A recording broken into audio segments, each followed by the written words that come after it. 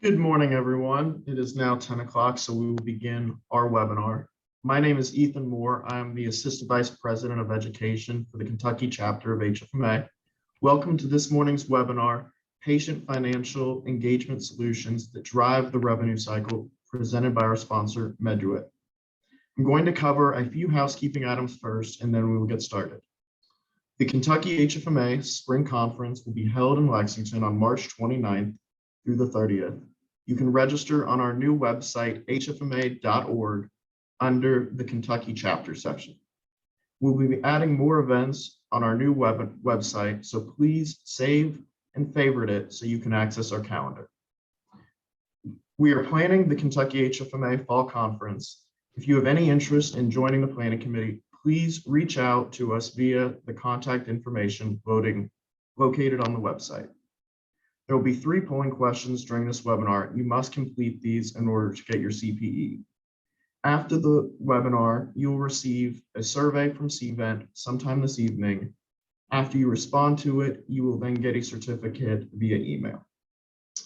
We also will take questions from the presenters. You can submit these using the question in the chat function at the bottom. We will answer these at the end of the webinar. With that, I will introduce our speaker, Jeff Neiman. Mr. Neiman leads Meduit's top-notch team of healthcare revenue cycle professionals to maximize performance and accelerate growth for hospitals, health systems, and provider groups. Prior to joining the Meduit team, he was the Chief Operating Officer for Navigant Symmetrics, a revenue cycle management team serving over 200 hospitals. He has also held leadership positions at Conifer Health Solutions, Humana, and HCA, Hospital Corporations of America, and has a BA in economics from Bellarmine University in Louisville, Kentucky, where he graduated magna cum laude. With that, I will turn it over to Jeff. Jeff. Thanks, Ethan. Always excited to join a Kentucky audience here and appreciate the opportunity to present to everybody today. As Ethan said, I graduated Bellarmine and got my start 25 years ago with Humana and what later became the Columbia and HCA hospitals. So kind of got my roots in healthcare in the state of Kentucky, certainly.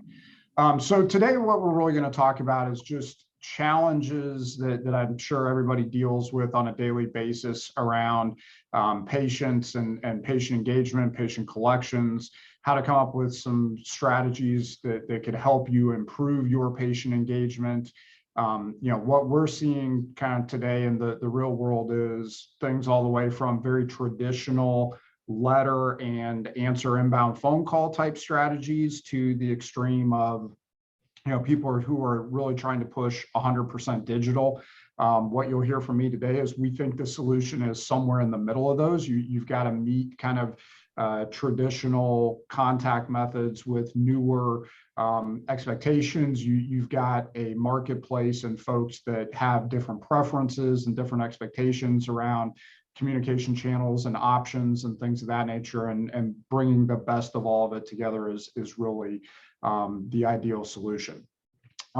Also, I think there are a lot of ways to continually measure and evaluate how your patient communication is going, how your encounters with patients are going.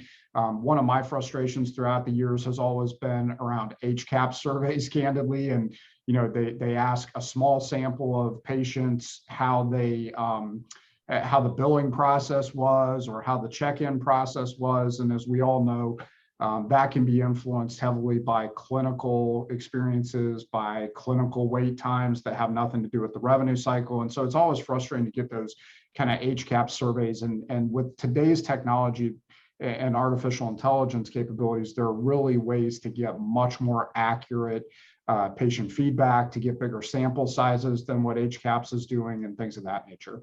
And then we'll just wrap up with one little real world case study that will certainly give you a sense of how impactful some of these changes can be to an organization.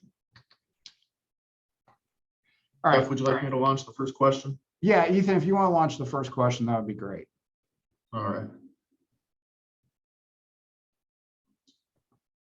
So the question is, does your organization currently have patient financial engagement strategies in place?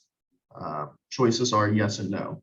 I'll be closing the poll in about 30 seconds. Please answer on your Zoom.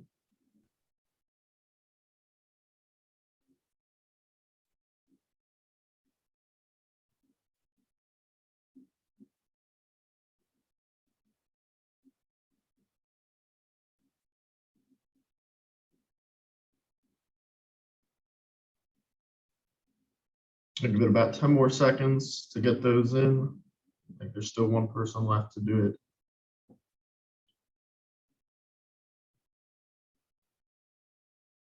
All right. Yeah, and not surprised by this. I would hope that everybody would answer yes to this, that you've got some sort of financial engagement strategy in place. Again, like I said, we see all different kind of ranges of strategies, but certainly kind of given the landscape, which I'll talk about a bit here in a second on this slide, we'd certainly expect everybody to have something in place today or be pressured to do something different than maybe what you've done historically. One of the things that we talk about frequently is, can patients pay or not? Do they have the ability? And candidly, that is certainly one of the things at play here. But an even bigger one is the statistic here: 81% of patients reporting anger or frustration related to their medical bills. People are confused about their medical bills. So even when they have the ability to pay, if they don't understand it, a lot of times they're either going to call and ask questions, or they're just going to not pay the bill until something else happens, right? Let's wait around. I'm sure my insurance company will pay more. Something different will happen if I sit on this another 30 days, 60 days. But they just aren't going to pay, or going to have challenges with understanding what they should pay and what they should focus on with the bill that you're sending them. Certainly, there's a correlation we've seen in studies between patients who don't understand their bills giving lower scores on those HCAHPS satisfaction surveys. So as that becomes more important, even for Medicare reimbursement, right? If you're not providing easy to understand bills, if you're not providing channels of communication that make it easy for them to reach you and get those questions answered, that could eventually negatively impact reimbursement. Again, some of these shouldn't be surprises to anybody, but 2 out of 3 Americans say that they would struggle to fund a $1,000 medical emergency. In this day and age, the words medical emergency are almost always going to be more than $1,000 in charges, whether that's to the patient or the insurance company remains to be seen depending on the individual. But more and more of that is falling to the individual. And here you see almost 15% of Americans have, or a little more than 15%, have a medical bill in collections. It's a pretty astounding number of people, not necessarily saying that they owe a provider, but that it's actually in collections. And then, I think another statistic, all of us kind of conceptually know this, but over the life of a patient, they're going to spend about $1.8 million on hospital bills and things of that nature. So obviously something that you want to figure out as we move more and more into a world of consumerism, being able to drive satisfaction and better communication becomes very important. A few more just stats about the landscape here. 86%, and some of this is conflicting information, so it's really interesting. 86% of consumers say that they want to make all of their healthcare payments in one place. So they don't want multiple bills. They don't want the confusion of EOBs coming in, bills coming in, sorting through that, trying to figure it out. They'd like to, almost like with your bill pay capabilities at your bank, they want to log into one place and be able to pay everybody and see everything and understand everything. 90% of providers are leveraging paper and manual processes for collections. You're certainly not going to hear from me that you shouldn't do this, but what you are going to hear is that you need to be leveraging much more than just paper and manual processes to try to engage your patients and get them to pay their bills. 77% of providers say it takes more than 1 month to collect any payment. That shouldn't be a surprise to any of us. Most of us do not have sub 30 AR days. If you do, you're very fortunate, but most of us are struggling to constantly get paid faster. That's a big part of our jobs. Oops, excuse me. Get that back. 71% of consumers are confused by their EOBs. Not necessarily a problem we can solve, right? That one's out of our control, but can we do things to help them understand what is on their EOB? And then, wow, And then 72% of consumers want e-statements for their health plan premium bills. This is a health plan kind of challenge again or problem, but 72% want e-statements. 42% can't receive e-statements from their health plan. So that they have no electronic way to communicate with their health plan, but they'd like to do it. Again, a lot of this, I think, just shows the disconnect between what patients want to do and what the capabilities are in the real world of providers and others. Ethan, let's queue up the second question here. You're reading my mind. All right, so the question is going to be, is your organization seeking to expand the effectiveness of your patient financial outreach this year? I'm launching it now. You've got 30 seconds to answer.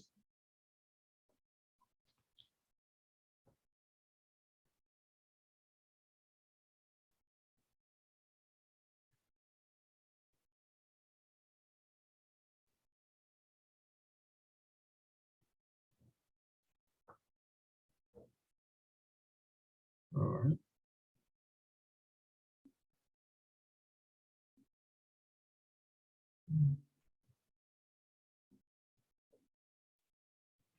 All right, so most people are saying yes. I mean, I think that's, again, consistent with what we see in the industry.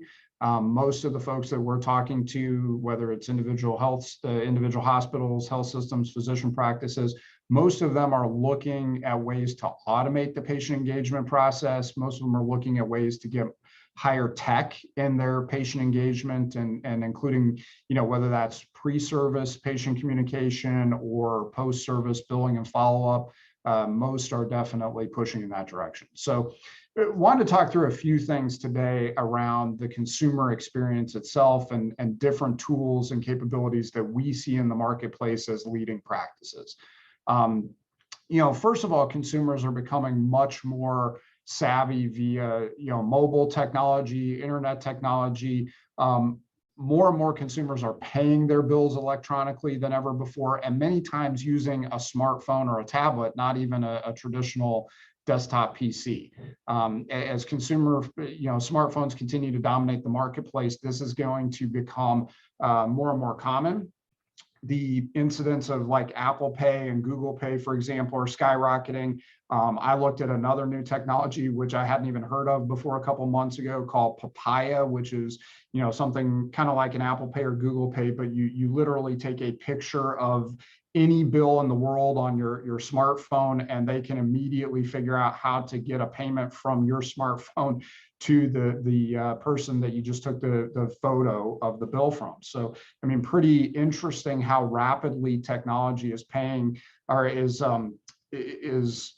progressing around something as simple as bill payment solutions. But as it does progress, we've got to keep up with it.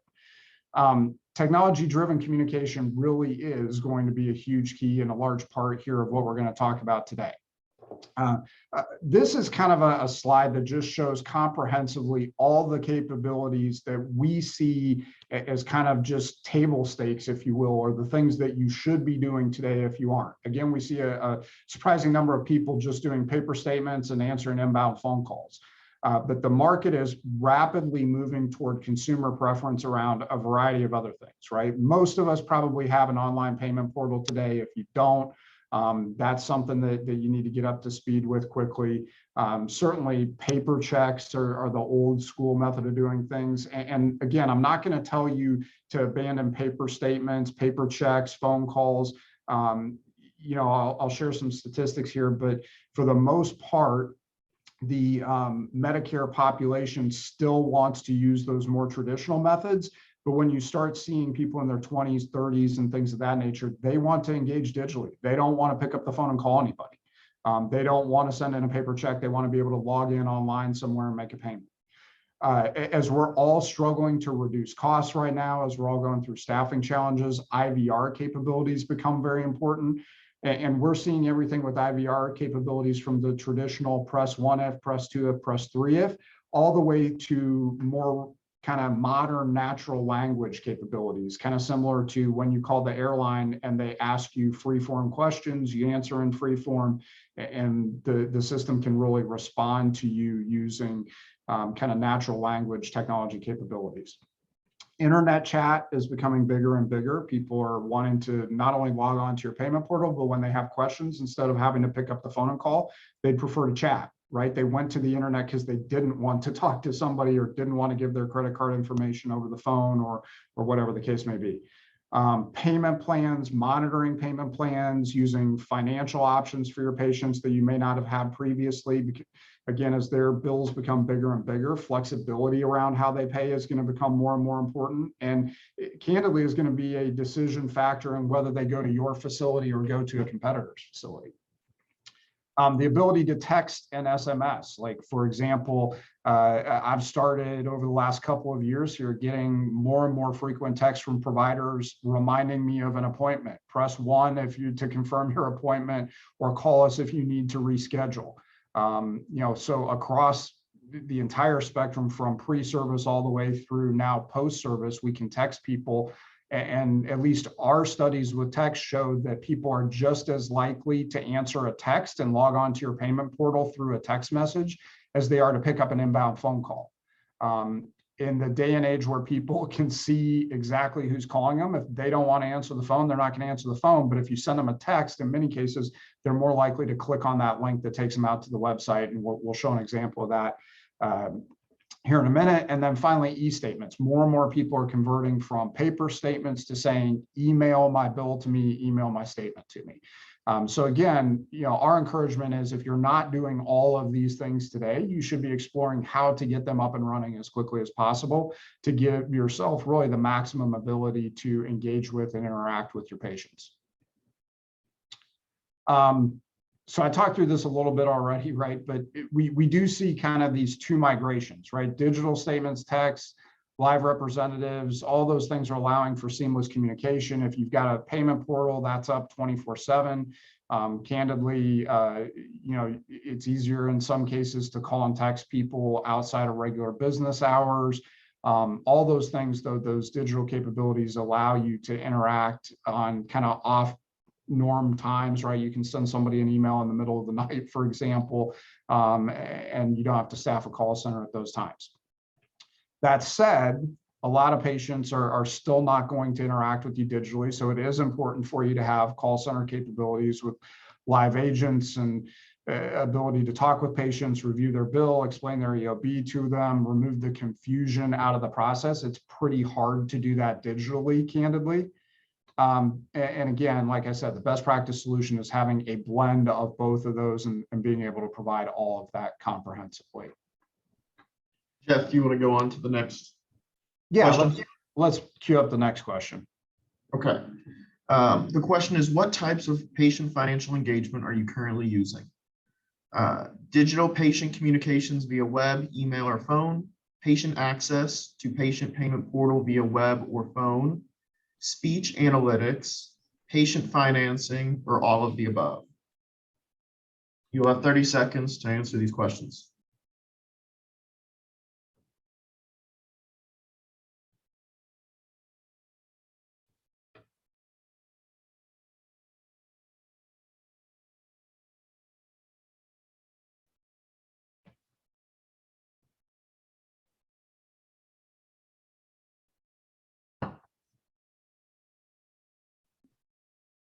It looks like we still have 3 people that need to answer the question.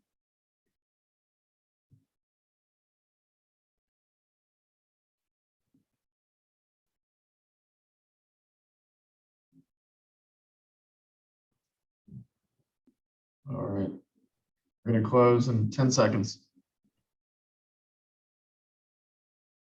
This is multiple choice, so please select and then hit submit.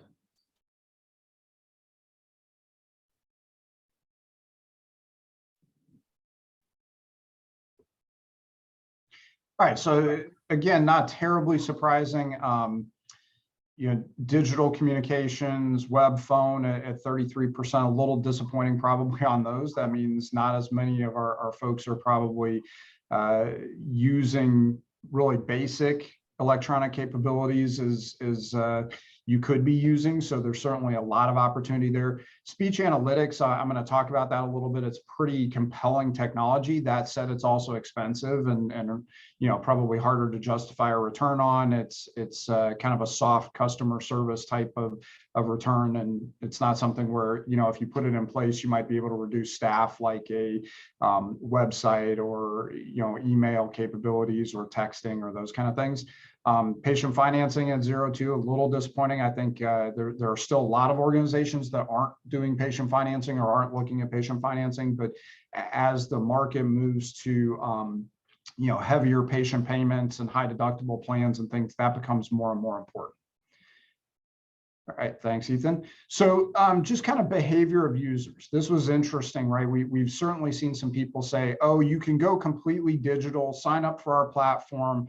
We'll email your patients, we'll send them letters, and we'll provide them the online ability to pay. And you're going to improve collections doing that. If that's all you do, you're not going to improve collections, primarily because only about 45% of the current patient population wants to pay online. 55% actually would prefer to talk to somebody live about their bill. It goes back to the 80-some% of people who are confused about their bill. If they're confused, they're probably not just going to hop online and pay their bill. They want to understand it, make sure that they're paying the right amount, that the insurance company did what the insurance was supposed to do, and so forth. The other thing that we found that's fairly interesting is even of the 45% of people who would prefer self-service or paying online, about half of them who start the process, who log onto your website and go out and start going through the process of making a payment, don't complete the payment online. So really, at the end of the day, only about 20 to 25% of people actually interact completely digitally with no human assistance or intervention. About half of the people that ultimately go out online end up calling into a call center and want help, or your business office, right, and want help and want some additional assistance before they're willing to make the payment. Statements obviously are still a very important part of the process. We think creating understandable statements is key to that. There's obviously been a ton of investment from HFMA and patient-friendly billing and things of that nature. I've outlined here just some things that we think are critical, right? Prominent display of the logo and brand of the organization, how they can pay, all the different ways that somebody can pay, making sure you're listing your website. If they have questions that they prefer to check via email or chat, you're letting them know how to do that. You're letting them know the hours of operation, all the different ways that they can pay. Actually, in the number 6 box there, you see even further ways to pay, right? All the digital ways they can pay. They could go to the app store and use Apple Pay. They could use Google Pay. They could scan a QR code that would take them directly to the payment portal. Again, I'll give an example of that.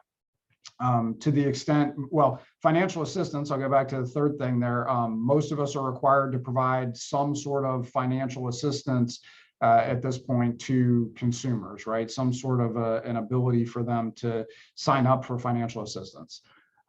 Listing out the charges or the types of services, I'll go back to most patients want to go to one place to pay their bill. So we should all be feeling consumer pressure to combine charges on our bill. So if you have both hospital fees and physician fees and you're responsible for both, the old methodology is sending 2 different statements, one for the physician, one for the hospital to the patient. The best of both worlds is combining all that into a single statement. But when you combine it, you really have to explain what each charge is for and have some level of detail on the bill so that they can understand that and match up to what they're perhaps even seeing on their EOB. So as you develop some of the thought around how much information you want to put on a bill, I think it's helpful to pull who are your 4 or 5 biggest payers and look at the EOB that they're sending out to the patient or the electronic display of charges to the patients on their website, and make sure you're trying to match up to what they're showing as well as you can, so that when the patient compares the 2 side by side, they understand and see what they're trying to look at. All right. Another thing that's pretty compelling that we see is the ability to have downloadable apps onto your phone, where somebody can download an app for your facility, your practice, and then you can send them messages. So whether it's a pre-service reminder message or things of that nature, there's also the ability to do what's called geofencing. What geofencing is it literally tracks where a patient is, and you can set up a geofence around your facility so that when they pull up in the parking lot or they walk through one of the doors in your facility, for example, you're sending a message to them welcoming them.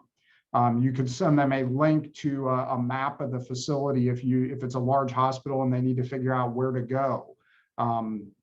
Obviously you have to have the technology behind that, but the geofencing technology itself is pretty basic and simple and really just tracks movement when a person crosses a threshold or, one way or the other. When they exit, you could thank them, you could send them a survey if you wanted to. There's all kinds of things you can do around that as well that are pretty compelling. So back to some additional user demographic information, if you will. Really what we're finding is the sweet spot is under 55 for digital patient engagement. When you start crossing into the over 55 range, people just don't engage as much digitally. I kind of go back to Medicare, non-Medicare population. You're probably not going to get a lot of digital engagement from your Medicare population. From your non-Medicare, it is pretty likely, and it's their preference that they want to engage that way. So again, all these add up to 100%, but of the digital users that we looked at, these were just the buckets that they fall into, or the percentage of the users that fell into those various buckets, right? So women were more likely to engage digitally than men, interestingly enough. But again, overall, I think the key to this slide is that big cutoff between 50 under and over 55 that we've seen. Other considerations, you need to have digital consent language in your condition of admission documents if you're going to truly deploy text, email, drop messaging, some of the other things I'm going to talk about here today. If you don't have consent, you start to cross some federal legal laws that are in place, if you will, that would say that you don't have permission from a consumer to contact their cell phone. So interaction with cell phone, it's really key to outline in your condition of admissions all the different reasons you might be contacting a patient on their cell phone. And really, you're just getting them when they sign off on that COA to say, yes, it's okay to contact me via text, email, whatever, on my cell phone. Statements, in a lot of cases, if you want to use like a downloadable application or you want a direct link electronically from a cell phone or a tablet into your patient portal, you're going to have to add QR codes and figure out how to do that. So then if you're sending statements, it's important to make sure that your statement vendor has the ability to add QR codes to your statements. And you can't fail to consider who's going to handle the incoming patient calls, because once you implement all these digital patient communication pathways, they're going to have questions for you that you haven't had to deal with before, right? I can't get the chat function on your website to work, or I'm trying to enter a payment plan and this methodology on the website and it's not working for me. So you're going to have to make sure that your call center staff, your business office staff is trained to really understand how that technology works and to answer it. I'm not going to say you have to be like a tech support center or anything like that, but you have to have some minimal knowledge of how all of the technology works.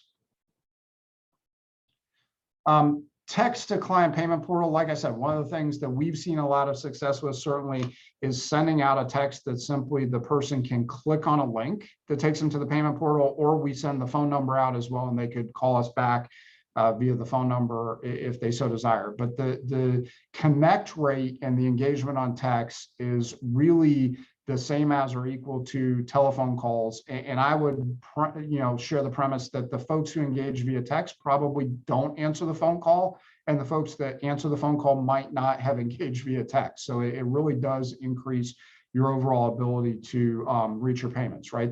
Patients click on the portal, it takes them out to a portal, for example, maybe takes them to My Chart. They can click on billing, go out to your bill payment website. Technically, it's available 24/7. You don't want to text somebody at 2 or 3 in the morning, so you really want to keep text to kind of standard hours like 8 a.m. to 9 p.m., things of that nature, but they can interact with you after, like if your business office closes at 5, you could still be sending texts in the evening and having people engage and just telling them in the text that if they need to call you, they can call between 8 and 5 normal business hours. Sample of collection letters here, right? Again, it becomes really important to make sure that you are letting people know the various different ways that they could pay. In the case of the QR code, as I mentioned before, if you put those on, you have the ability to directly scan those and get out to the website directly as well. That can link a patient directly into your web payment portal site.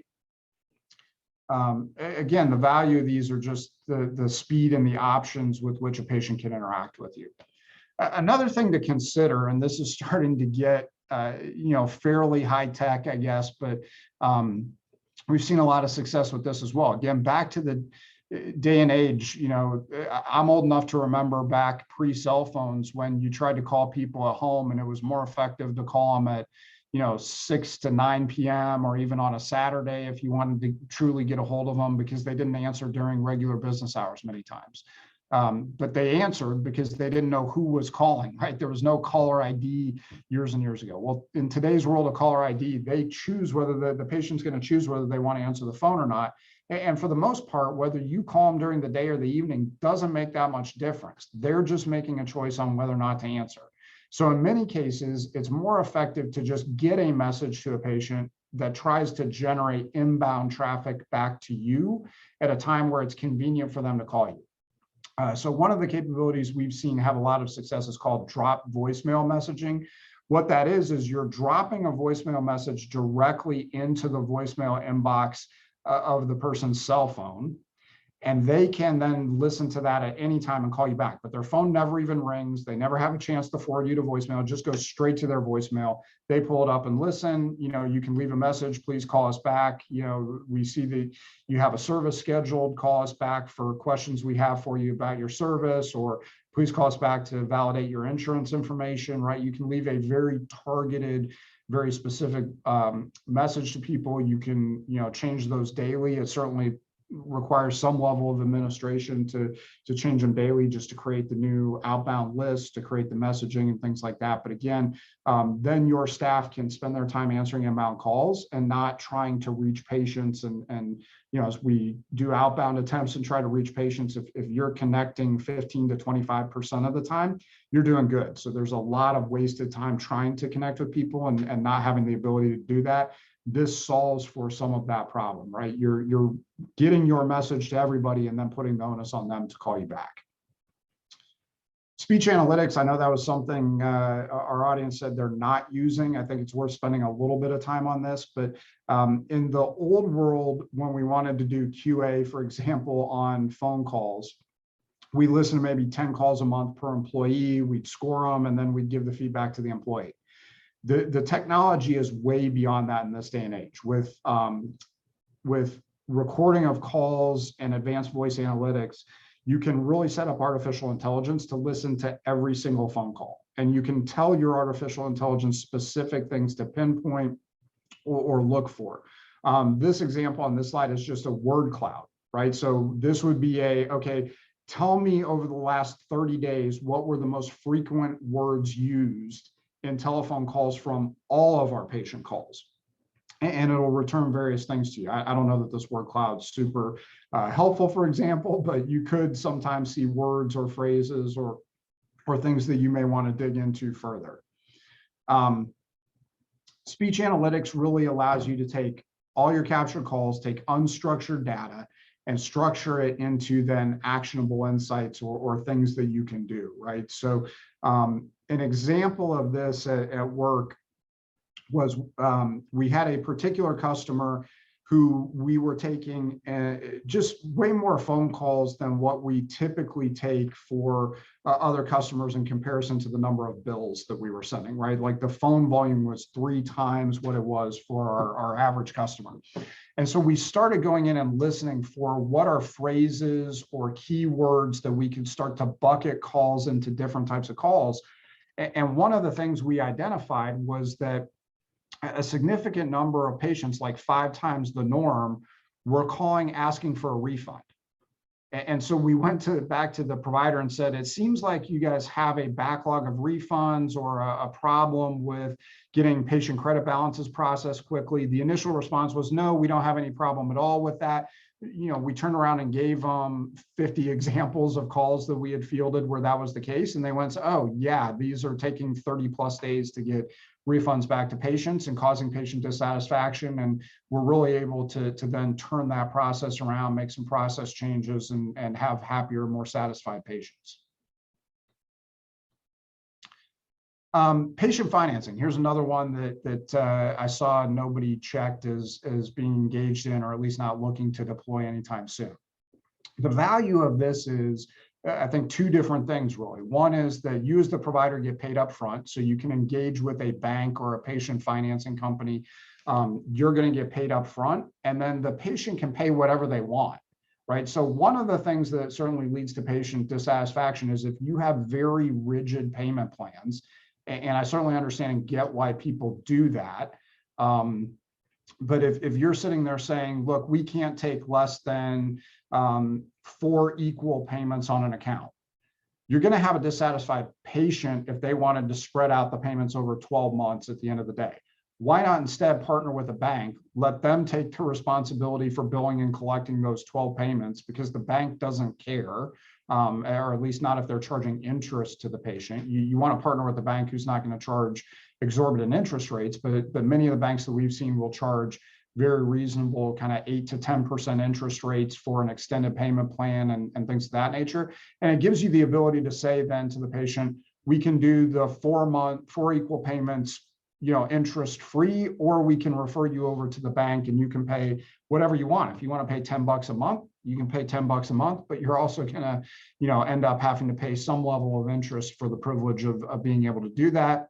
The bank gets paid immediately. You offload the cost of having to follow up with the patient with 12 monthly statements or whatever the other case may be. A few things to look for and consider around that I didn't mention is making sure that the bank is going to be willing to take HSA dollars as payment. I had a provider that I interacted with recently, and when I called their patient financing company and asked that question, they said, well, no, we don't take HSA dollars, right? You have to write us a paper check. And I'm sitting here saying, well, part of the reason that I wanted to spread this out and finance it is because I'm contributing out of my paycheck every 2 weeks to my HSA. And so as I contribute to my HSA, I wanted to turn around and use those tax-free dollars to pay off the balance. Well, if I can't do that, then it kind of defeats the purpose of me contributing to my HSA in the first place, right? So something not a lot of people necessarily think about when they're looking at a financing solution, but in my mind, that's one that's pretty important. Making sure that you as the provider get paid up front. Don't see too many banks that aren't doing that, but again, that would be critical in my mind. And that the bank takes the responsibility for billing the patient. That doesn't become your responsibility or fall back on you, or you're not expected to pay for that process in some way, shape, or form. Again, the bank's getting the interest fees off of that should justify their setting up billing and pursuing the patient. And then finally, around all this, one of the things that we think is critical is just having analytics and reporting capabilities. Take a look at what you're doing beforehand, and then have a very clear before and after picture, so you understand, are things working, are they not working? Have some sort of a scorecard process, right? So again, it was very helpful to us to understand what our patient contact rates were before we ever started sending text messages to patients, right? How likely were they to answer an outbound call coming from us? Then we could also test other things and say, if we send a text, how likely are they to answer that? If we send a Dropbox message to somebody's voicemail, how likely are they to answer to that? So we really understand the capabilities and effectiveness of each of the tools as we're deploying them. If somebody does get a text message, how likely are they to click through and go through the process and log into the portal and make a payment versus if we call them? You really just want to understand the overall end effectiveness of all these different tools and how they're working for you. All right, so I'll end up with a case study here and certainly have some time for questions if anybody has questions. But we did some work with a 5-hospital nonprofit health system. Our voice analytics and analysis of their process kind of showed us that their billing statements that they were using were time driven and not action driven. So they were sending, for example, a statement to patients every 30 days, regardless of what was going on. So many times patients were getting that statement at day 30. The insurance hadn't paid, they hadn't posted an adjustment from the insurance company or anything yet. So a patient's getting a statement without a lot of explanation for the full billed charges for the service that they received. I know that's pretty basic. Hopefully, most folks aren't doing something like that today, but this is just one example of a mistake that somebody makes, right? They just easily set up the system up. We'll just bill patients every 30 days, but didn't build any complexity into their statement process, didn't provide online payment portals and capabilities and things of that nature. We came in and really streamlined that whole process, right? So we said, we're going to do action-driven notices to patients instead of time-driven notices. So if a patient has insurance, we're going to bill them after we know what the patient really owes. So you have to either post the contractual adjustment before we bill the patient, or you have to wait until the insurance company pays and the contractual is posted and the payment's posted, so that the patient's really getting a bill for what we know that they owe, and it's going to match up to their EOB, right? So we just changed timing of events. We changed how and timing of contractuals and how those were recorded. Started to set all that up online as well to give patients digital capabilities. And at the end of this day, this 5-hospital system added about $500,000 in collections per month from their patients.